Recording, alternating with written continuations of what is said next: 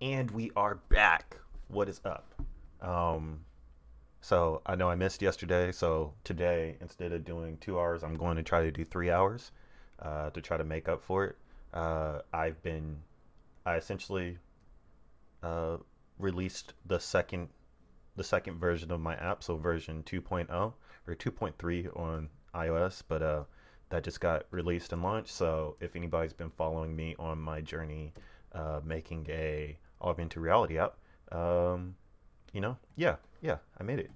I released version 2, and so go ahead and check that out. I'm going to go ahead open up Blender, and we are going to get it cracking because that is what we're doing today. And so, as usual, check out Iltopia. I'm going to give that a retweet and like it. Feel free to do that as well with yourself. Um, do do do do, and yeah, hit me up. And so here we go. Going to do the Rook challenge. So hopefully the we should finish what the chess set today, and then go into animating, which I'm really excited about. Learning how to animate in Blender. And so 3D animation. Here we go. Hello, everybody, and welcome. In this lecture, we're going to jump straight into a challenge. After that night, this should be pretty straightforward. The knight was possibly the most complex piece that we had to make in this section. So, using the mirror modifier again, if you wish to, I'd like you to go ahead and make your rook. Pause the video now and give that a go. Hello, everybody, and welcome back. Let's hop on over into Blender and make our rook.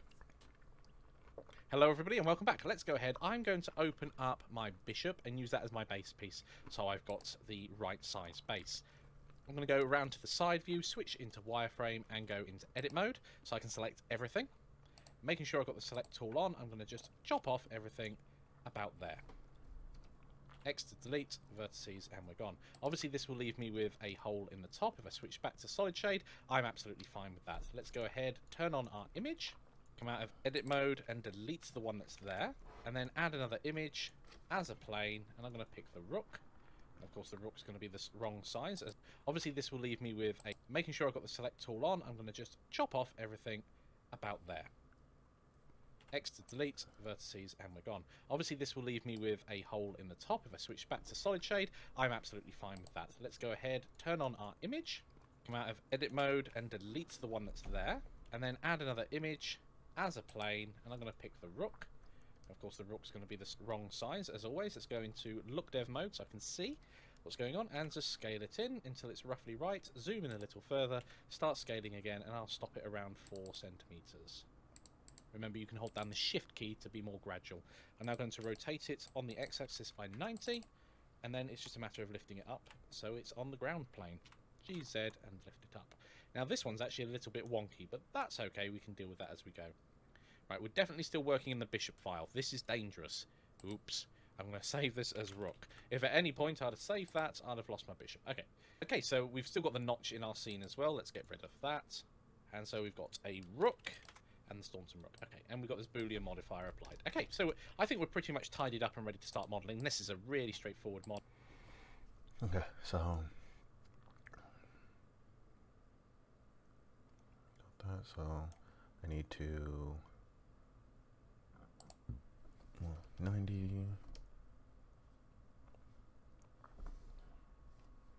That's it. Just need 90. Oh, then I'll have to scale it, obviously.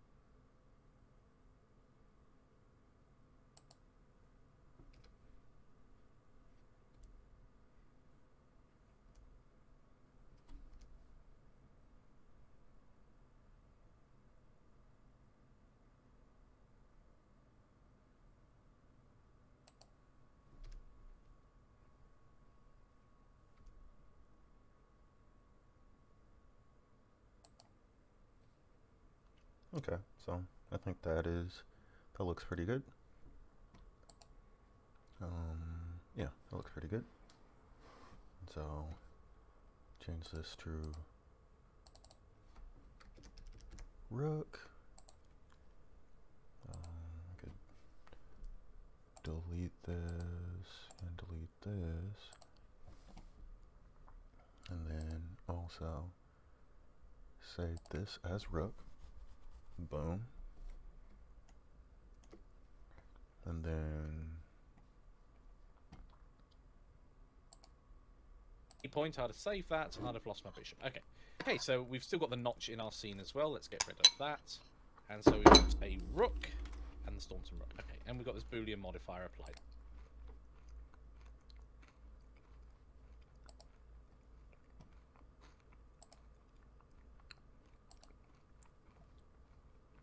Okay, so I think we're pretty much tidied up and ready to start modeling. This is a really straightforward model.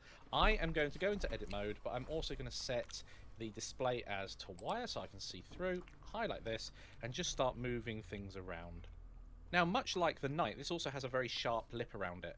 I'm not sure I'm going to adhere to that on this particular model. I thought it was very useful with the knight itself, but with the rook, I don't think it's going to be quite as useful. I might try it and see how we get on. Let's move this down a little, and this edge loop here, I'm going to scale it in.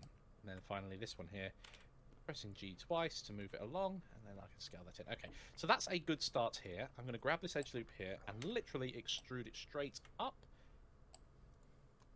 Come to the top here, extrude by a little bit on the Z axis and scale it up. Oh, which one to pick? I'm going to eyeball this because it is going to change, and then extrude on the Z axis. Not all the way. I'm going to make these castlements in a moment by insetting, but for the moment I'm happy with how that is. That looks wonky. It is wonky. Oh no, what happened there? So you know what I'm going to do here. I think one side's fine, and because this image has been here, I've been unable to select. So this is another benefit of the mirror modifier. I can look at it from the side that is broken. Oh, that's disastrous. Highlight the selected vertices and just delete them. And I'm going to do the same there. Okay, so we've now got half a model, and we can add the modifier back in, the mirror modifier, and it'll be us. Highlight the selected vertices, and because this image has been here, I've been unable to select. So this is another benefit of the mirror modifier. I can look at it from the side that is broken. Oh, that's disastrous. Highlight the selected vertices and just delete them. And I'm going to do the same there. Okay, so we've now got half a model.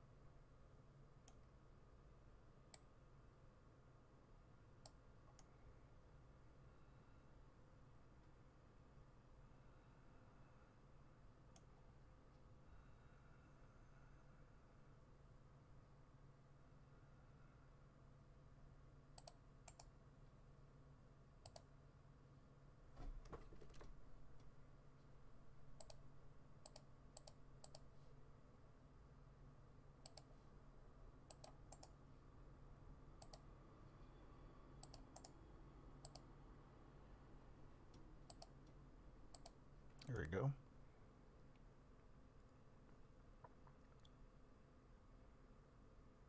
Just like the other ones now. Perfect. Boom.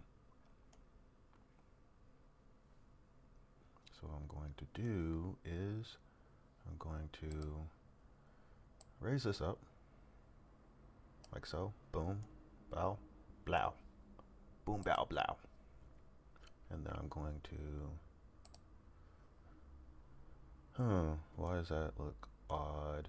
Why does it look off? Just going to move this over like so. Yep, there we go. Got that, looks good. And then, actually, where's my SoundCloud?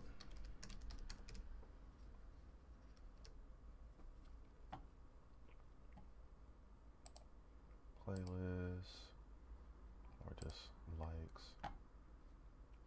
Get my,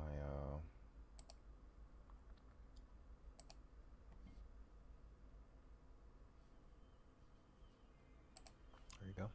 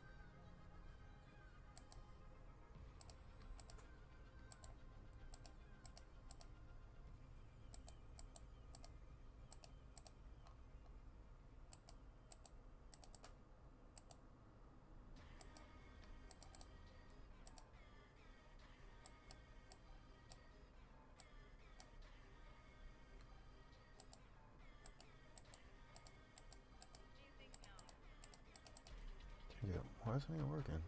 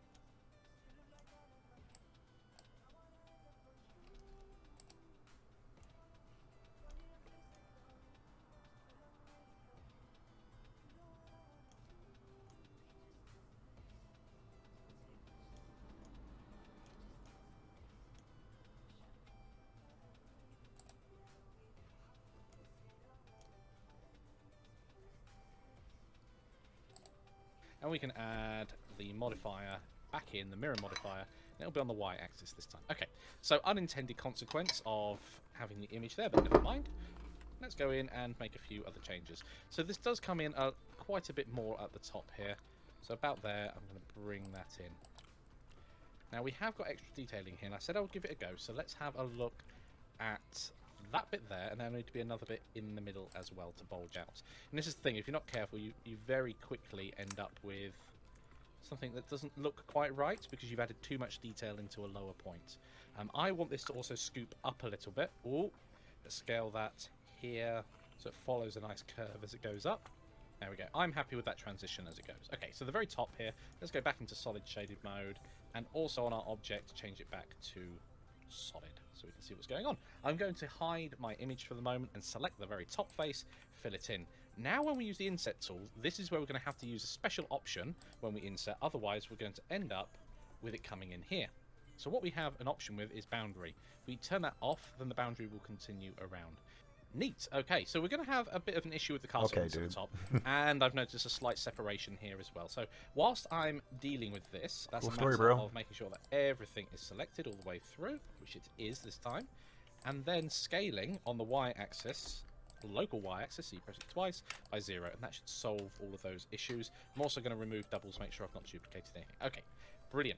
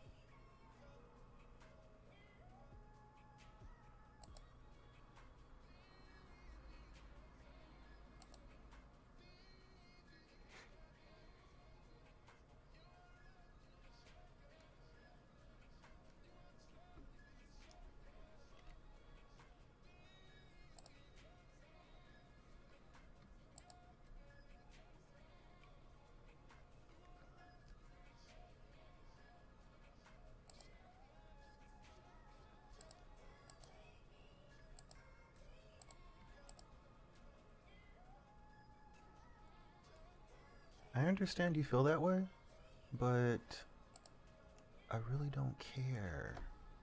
And you want to know why? Because I'm doing 3D modeling and you're just watching. So therefore, I'm a boss. Oh yeah. Call me boss boy.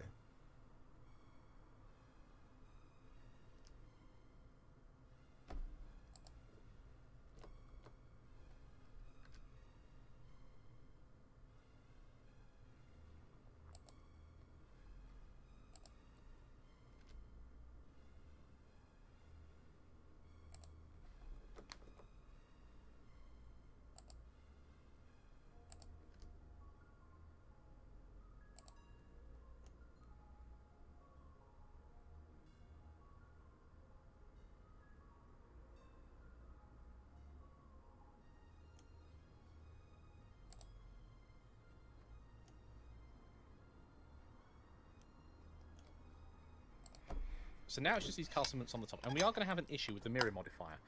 So this is going to be one of these occasions where I'm going to apply it. Oh, can't be applied in edit mode. Got to remember that.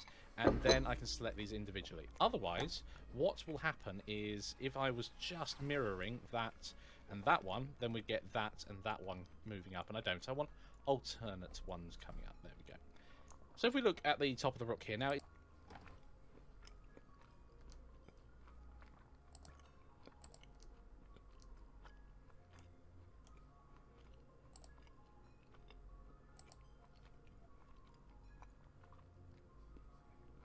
Okay, so go and do that. Display. Back to solid.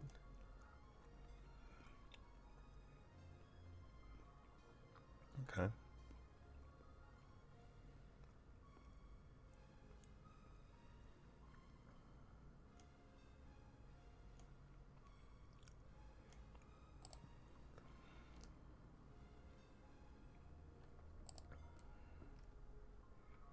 Get that. And then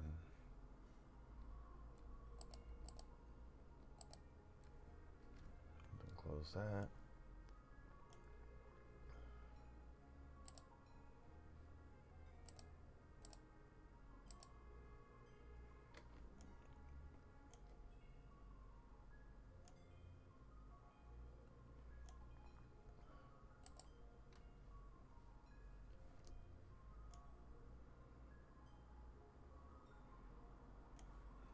Go to edit mode again.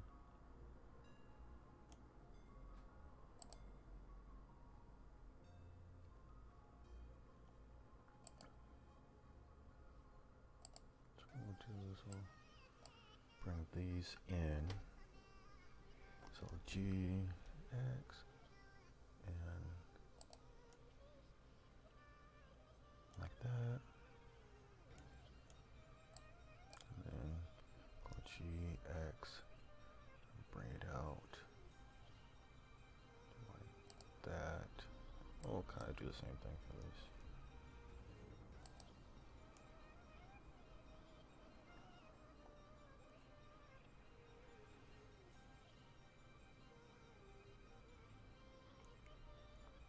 And those look kind of funky.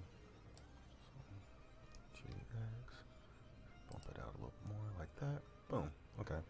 So like that. And then that's what I was talking about. It's not lined up perfectly with the ground, so I might change that just for aesthetics, really. Let's lift these up ever so slightly. That looks good to me. And this bit here, I'm going to...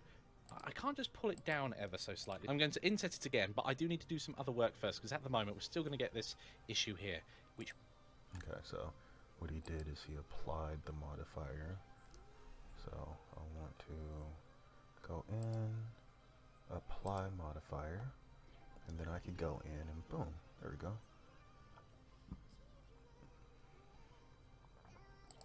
Just say boom, boom, boom, boom, boom, boom, boom, and then we'll extrude these up like so. which we didn't have before because of the mirror modifier, not in spite of. So I'm going to delete those vertices, and I'm going to delete this face. I'm going to fill in a new face along the top, and go F to fill, and now I can inset. And then go down slightly. And this edge loop around here, I'm also going to bring that down so it looks a bit better along the I top. feel like I could just Perfect. So I'm going to select my whole model and rotate it by 45 on the Z-axis. No, I think it's 22 and a half. There we go. Excellent. So that's just purely aesthetic. There's no real fundamental... I feel like I could do that. I could move it.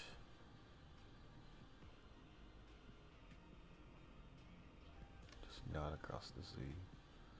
But like this.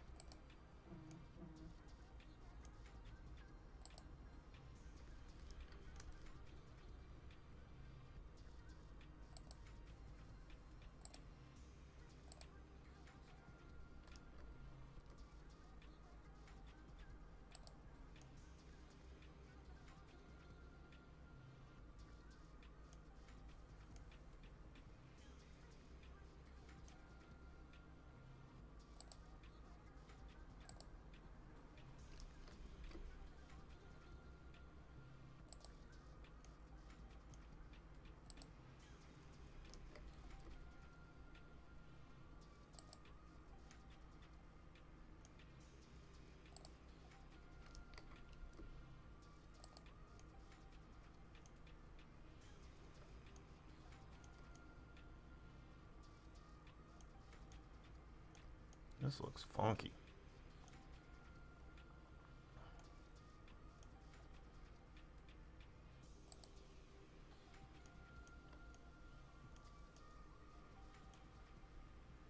It looks funky, but it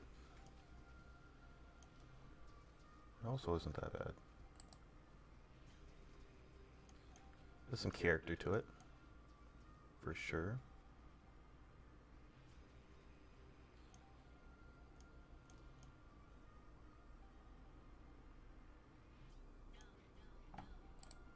Reason to do that. It just happens to be in this case that's what's necessary. Okay, and we've got an issue at the bottom here that needs to be filled in as well. So I'm going to select that and fill that in, and I'm going to save my work. Okay, brilliant. Whilst I'm thinking about it, I'm going to open up my bishop. That hasn't got it on the bottom. Okay, so it was deleted at some point during the creation. That's fine, as long as we know why it was deleted. Let's go back to our rook. Excellent. That's coming along really well. I'm liking my low poly rook. I'm going to get rid of any mean creases that we've added to this. We don't need that. We're not going to be using the subdivision surface modifier on this particular model. And then save it once more. Okay, brilliant. How are you guys getting on? Looking forward to seeing your rooks. Please share them over in the discussions and then save it once more. Okay, why it was deleted. Let's go back to our rook. Excellent. That's coming along really well. I'm liking my low poly rook. I'm going to get rid of any mean creases that we've added to this. We don't need that. We're not going to be using the subdivision surface modifier on this particular model. And then save it once more. Okay, brilliant. How are you guys getting on? Looking forward to seeing your rooks. Please share them over in the discussions. And I'll see you all in the next lecture.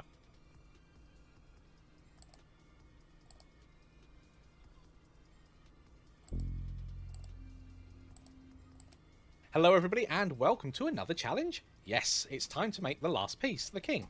Now I suggest starting from something like the queen, as it's a good starting point, although you can also just start from just the base if you want to. Now look at your specifications. Is your king bigger on the base? Now mine's going to be 4.5 centimeters across the bottom, rather than the 4 for the rest of the pieces except the pawns, which were 3. So, with that in mind, pause the video now and give that a go. Okay, everybody, welcome back. Let's hop on over into Blender and make our king. Okay, welcome back. Let's load up our queen to begin with. Go File, Save As, King, unlike last time. Okay, so we've got a good starting point. I need to turn on my previous image and then delete and add back in, making sure that the 3D cursor is in the center of the scene. Image as a plane, pick the king, scale it by a lot to begin with, roughly there, and then press S, followed by holding down the shift key to move it slowly into 4.5. Now it's going to be relatively easy with this to scale it up to 4.5 since we just need to scale it by, and I already know this, 1.125. Oh, look at that, it's a rounding error. I'm going to now just scale it and hold down.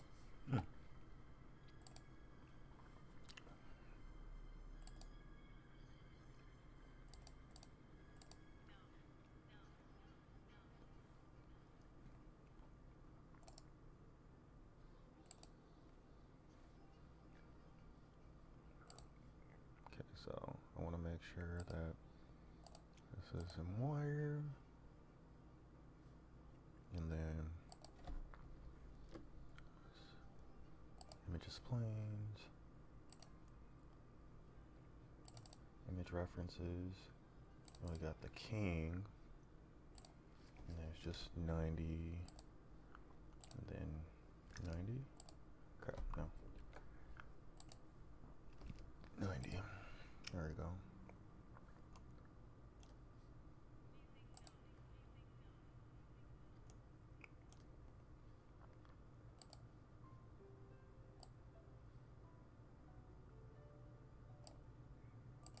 Freaking snapping.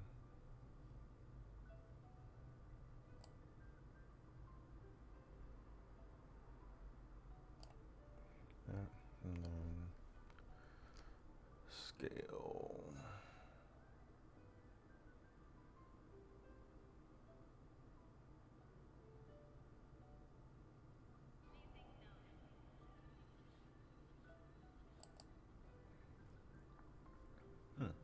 Okay, so got that. Just rotate along the Y. Nope. X. There we go. Just gonna line it up.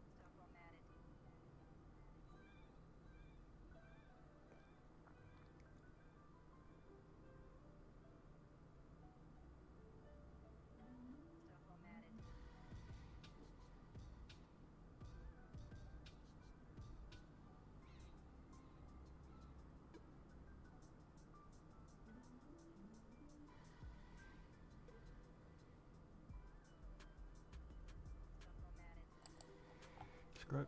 We'll just say that's what we're doing. On shift just to get that final bit of so close. Anyway, I'm going to grab this, rotate it around on the x-axis by 90, and it's just a matter of moving it up. Now, one thing to note here, if I go GZ, it will look like it's coming towards and away from us. That's because at the top here, it's still set the transform orientation. Last thing we're doing was playing with the queen, so remember those settings. So I'm going to set that to global, and then when I go GZ, guess what? It will go up, the global up. Okay, the next thing I want to do is a bit of a tidy up around the top here. I'm going to go ahead, grab all of these faces, and what that should do with all of those faces selected is remove, when I delete vertices, pretty much all of the spikes, the entire top basically. So we go X to delete, delete vertices, there we go. We end up with something resembling a crown, almost there, up, the global up. Okay, the next thing I want to do is a bit of a tidy up around the top here. I'm going to go ahead, grab all of these faces, and what that should do with all of those faces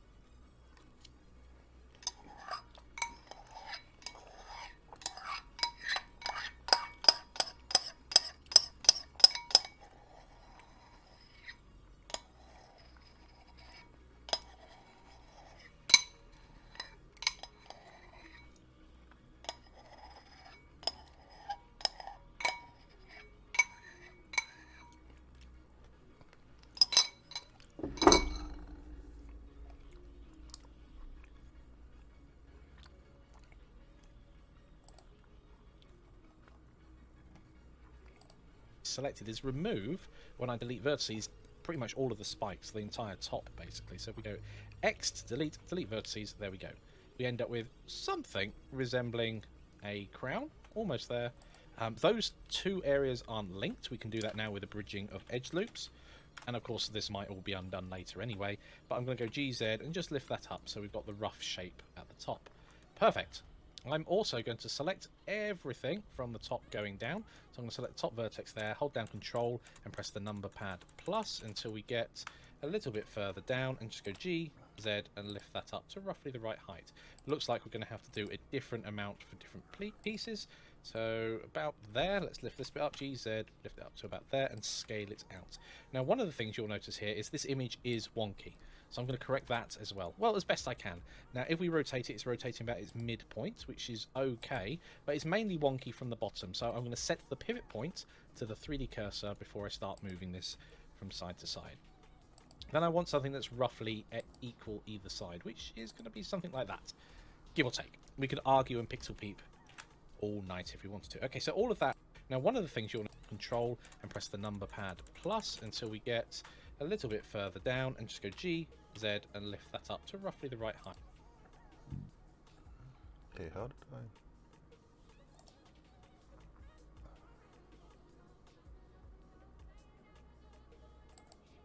I? Oh, bridge edge loops. There we go. And then I just want to.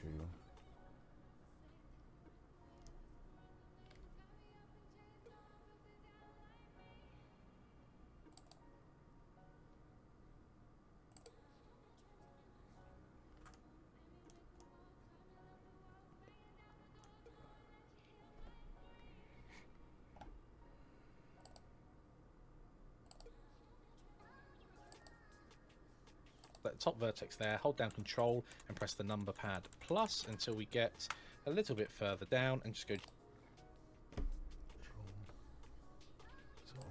Control, and then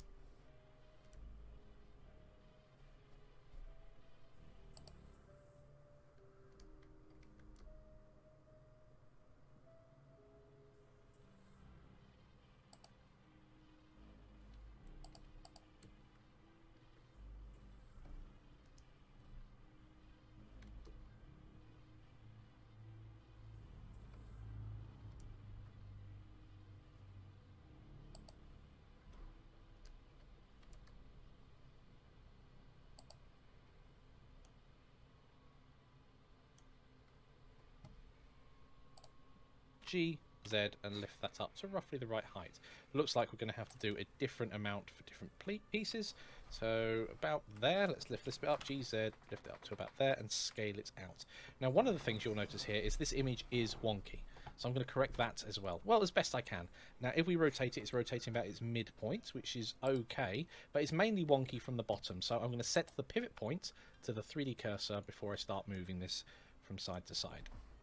Then I want something that's roughly equal either side, which is going to be something like that, give or take. We could argue and pixel peep all night if we wanted to. Okay, so all of that is set. We don't have this called a king yet, so let's do that.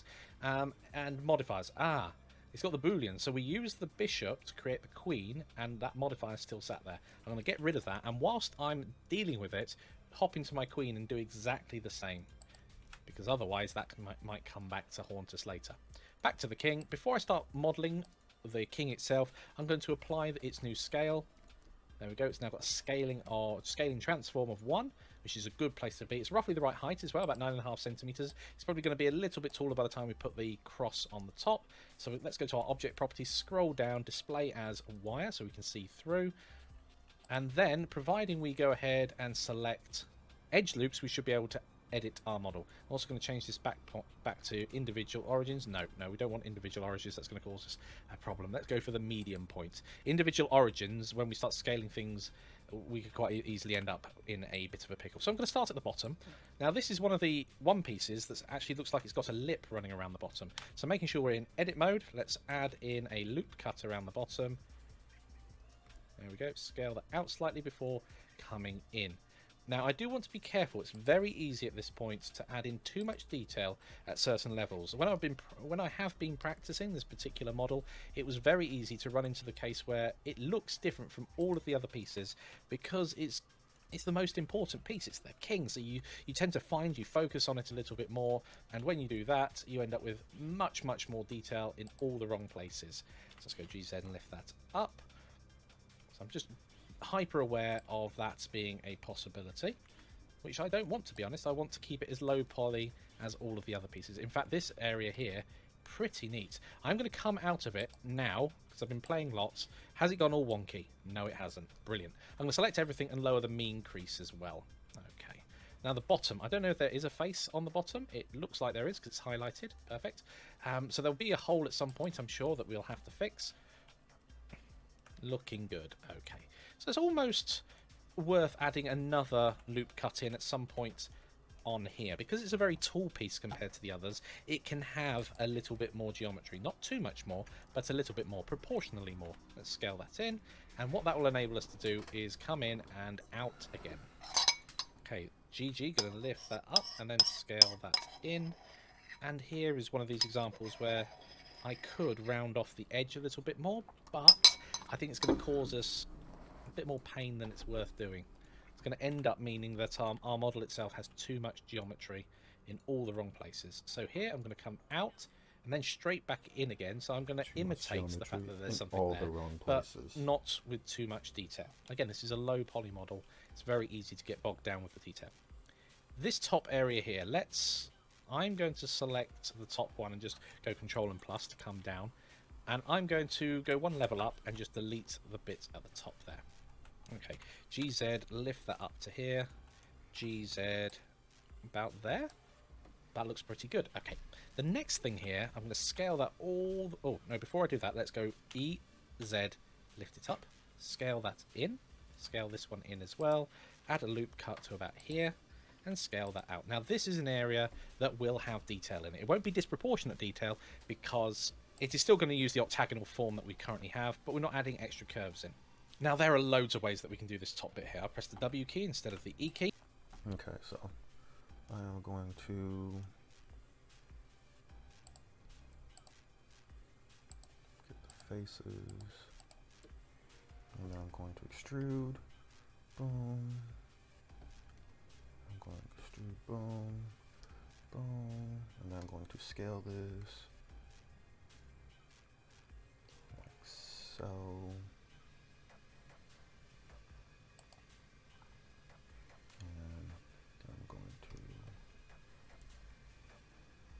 Up, give me a better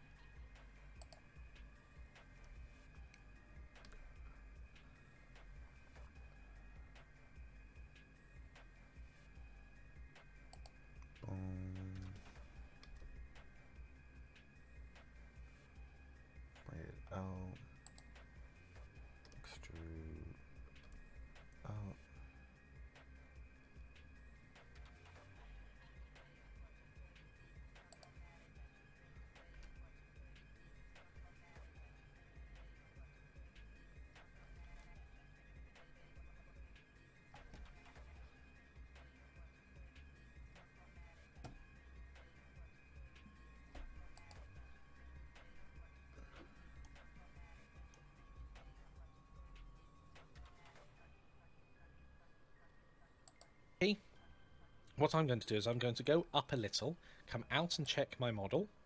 Looks good. Okay. Let's go back round to the front. Now, focusing on this very blurry image, we can extrude all the way up to the top and stop. Now what we can do is add in a couple of loop cuts, and I'm also going to add in one to begin with and bring it all the way down so we get a very sharp transition. And these two top places are going to be, this one and this one are going to be all the way over here in a bit. So we want an odd number, so we've got a cut in the middle. I think that many is going to be, oh, let's try it with 3 cuts. I know I tried it with 5 in the example. I think I am going to need 5. Let's try 3. I'm going to need 5. Okay, going backwards and forwards, indecision. Okay, now I can grab this one and just scale it on the Z-axis. That'll bring them closer together. Perfect. Now I can grab the top edge loop and not quite the bottom edge loop and scale them outwards on, X and only X. Then we can have a look at what that looks like. So almost there, but it comes out just in one plane, which is pretty useful. Okay. Now we need to select these 4 faces here, and the 2 the other side, and here, and here. That's a lot smoother than I thought. Okay, so